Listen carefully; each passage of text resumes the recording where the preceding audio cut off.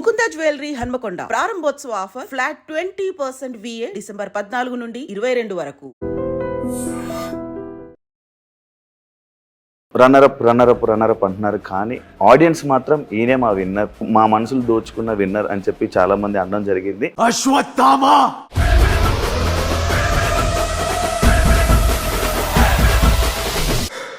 Audience నేను accept చేయకపోవడానికి reason ఏమనుకుంటున్నాను? బయట audience troll చేసినా కూడా నాకు పర్లేదు, ఎవడైనా ఏమైనా అనుకోండి.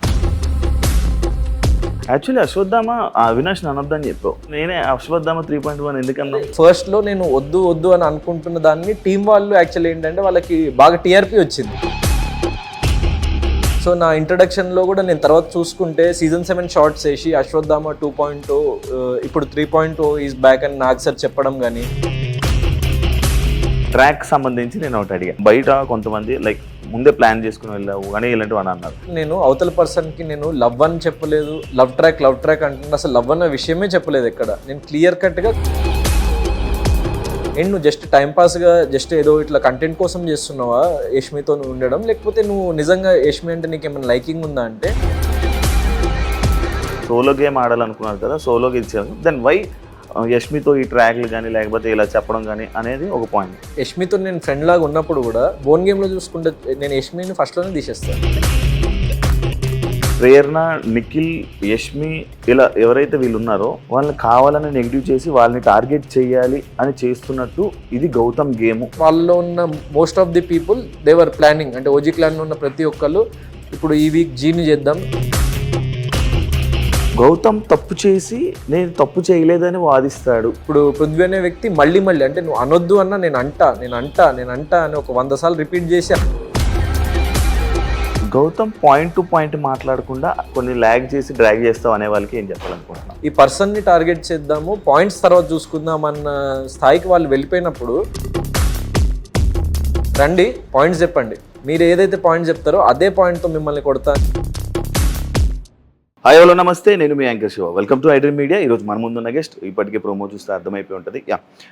చాలామంది రన్నరప్ అంటున్నారు, కానీ ఆడియన్స్ మాత్రం ఈయనే మా విన్నర్, మా మనసులు దోచుకున్న విన్నర్ అని చెప్పి చాలామంది అనడం జరిగింది.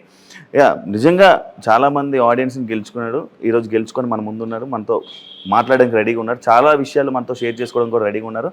మనకు తెలియని విషయాలు తెలుసుకునే ప్రయత్నం అయితే చేద్దాం. Hi bro. అమ్మ బాబు, ఇప్పుడు హౌస్ నుంచి ఇంకా బయటికి రాలేదా? అది ఉందా ఇంకా ట్రాన్స్?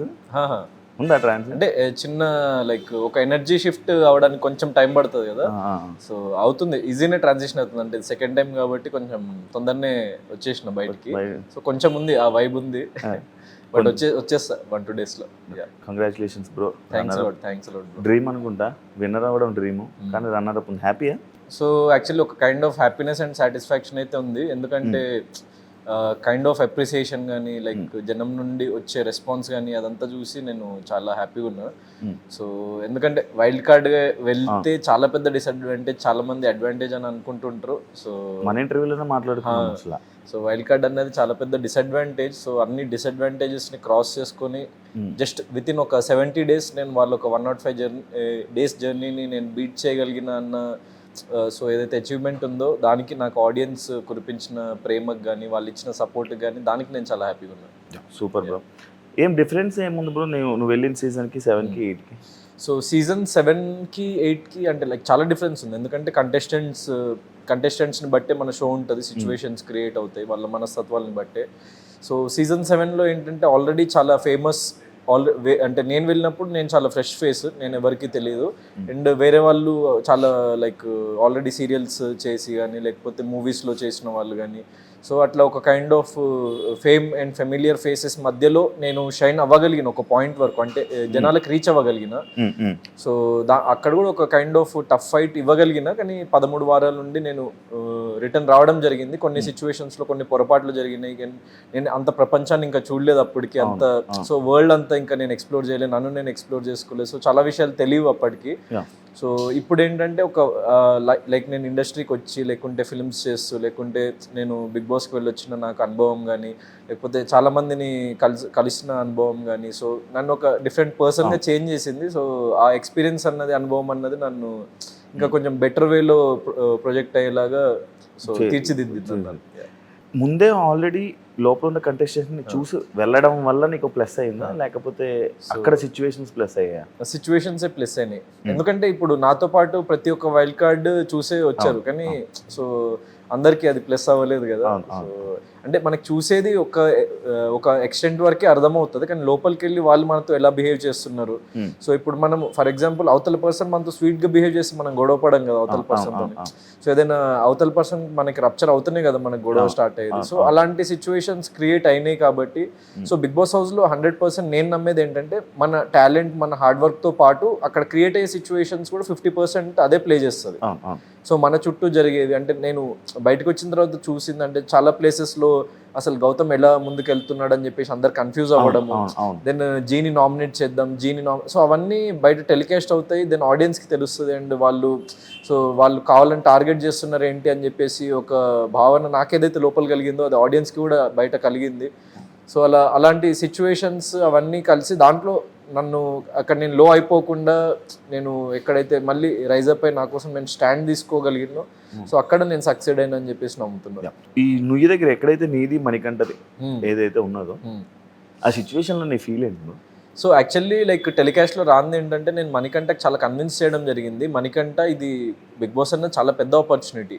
సో ఇన్ కేస్ నిజంగా నేను వెళ్ళిపోవాల్సిన సిచ్యువేషన్ వస్తే ఆడియన్స్ ఓటింగ్ ప్రకారం ప్లీజ్ నువ్వు ఉండిపో, ఇలాంటి అవకాశం మళ్ళీ రాదు అని చెప్పేసి నేను కన్విన్స్ చేయడానికి ట్రై చేస్తుంటే నాకు సార్ నన్ను ఆపేసి గౌతమ్ అది మణికంఠ డెసిషన్, సో నువ్వు కన్విన్స్ చేయొద్దు అని చెప్పి లైక్ నన్ను ఆపినరు. సో నేను ఇక అక్కడ obviously I have to stop. And మణికంఠని మళ్ళీ అడిగినా కూడా నేను వెళ్ళిపోతా సార్, నా వల్ల అవ్వట్లేదు అని చెప్పేసి ఫిజికల్లీ లైక్ బాడీ గివప్ ఇచ్చేసింది అని చెప్పేసి హెల్త్ రీజన్స్ వైజ్. సో ఇక I have to accept that decision. So నాకు ఆ మూమెంట్లో చిన్న బాధ అనిపించింది మణికంఠకి అలా జరగడం అన్నది. సో నాకు కొంచెం అనిపించినా కూడా ఇప్పుడు మనకి లైఫ్ ఒక అవకాశం ఇచ్చినప్పుడు దాన్ని మనం ఎంత బాగా తీర్చిదిద్దుకుంటాం అన్నదే మన లైక్ మన కెపాసిటీ అండ్ మన కేపబిలిటీని డిఫైన్ చేస్తుంది కాబట్టి సో అక్కడ నుంచి నేను ఇంకా స్ట్రాంగ్గా అంటే ఎక్కడైనా మనం ఏదైనా తప్పు చేసినామా అని చెప్పేసి నన్ను నేను రీథింక్ చేసుకున్నా. అండ్ వైల్డ్ కార్డ్గా రావడం వల్ల మనం చాలా పెద్ద డిసడ్వాంటేజ్లో ఉన్నామని ఇంకా గట్టిగా గేమ్ ఆడదామని చెప్పేసి లైక్ ఫిజికల్ టాస్క్స్లో కానీ ఆ బోన్ టాస్క్ కానీ అదంతా. సో అది యాక్చువల్లీ ఇంకా లైక్ లాస్ట్లో జరిగింది, లాస్ట్ డే ఆఫ్ అది జరిగింది. సో అది ఇంకా జనాలకు రీచ్ అవ్వలేదు అని చెప్పేసి ఒకటి అనిపించింది. సో ఫర్దర్గా నేను ప్రతి టాస్క్లో ఇంకా నా 100% ఎఫర్ట్ పెడదామని చెప్పేసి అక్కడ నుంచి ఇంకా ట్రై చేసిన.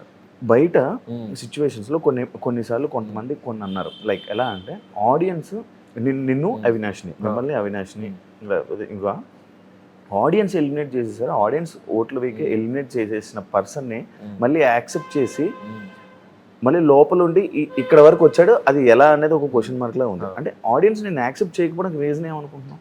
సో అంటే ఫస్ట్ 2 వీక్స్లో అంటే ఏం జరిగిందన్నది నిజంగా నాకు కూడా ఒక క్వశ్చన్ మార్క్. ఎందుకంటే నేను మరి అది ఎక్కడ ఏ మిస్టేక్ జరిగింది ఏంటి అన్నది నాకు పర్ఫెక్ట్ తెలియదు, కానీ ఫస్ట్ 2 వీక్స్ నేను డౌన్ అయిన విషయం నాకు అర్థమైంది, నాకు లోపలనే అర్థమైంది. ఆ 2 వీక్స్ తర్వాతనే అర్థమైంది కొన్ని సిచ్యువేషన్స్లో అంటే నేను అంత లో అయిపోకుండా సో ఇంకా గట్టిగా గెట్ బ్యాక్ అవ్వాలి అని చెప్పేసి నేను చెప్పుకున్నా.